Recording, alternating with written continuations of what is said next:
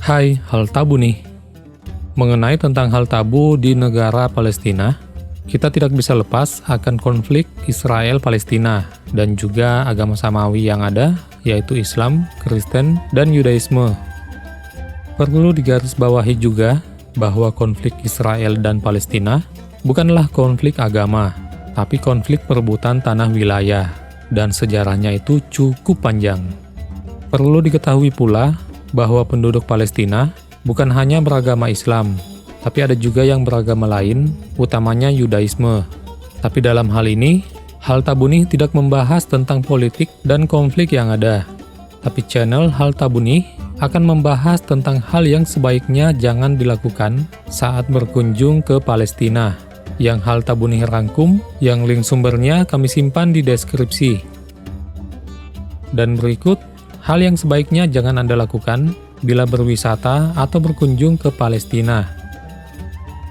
Yang pertama, tidak berkendara pada hari Sabat.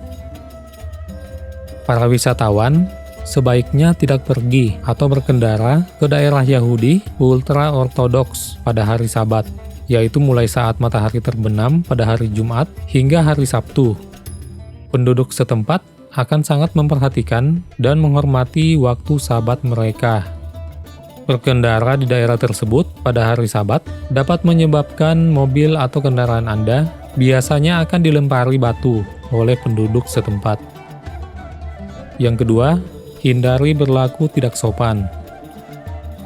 Dalam travel advice yang diberikan oleh pemerintah Inggris kepada warganya yang ingin bepergian ke Palestina, disarankan untuk menggunakan pakaian sopan dan tertutup di wilayah Gaza dan tepi barat. Hal ini karena penduduk lokal yang menganut kepercayaan Yahudi ultra-ortodoks akan bersikap keras terhadap siapa saja yang berpakaian tidak sopan, terutama kaum wanita. Yang ketiga, tidak mengambil foto sembarangan. Para wisatawan sebaiknya tidak sembarangan mengambil foto warga Yahudi ultra-ortodoks dan Muslim di Palestina. Bahkan, mengabadikan gambar para personil tentara yang tengah berjaga adalah tindakan yang dianggap sangat sensitif dan dapat menimbulkan masalah. Yang keempat, tidak terlibat dalam aksi politik atau unjuk rasa. Situasi di perbatasan antara Palestina dan Israel masih tegang, dan tidak diketahui kapan konfliknya akan berakhir.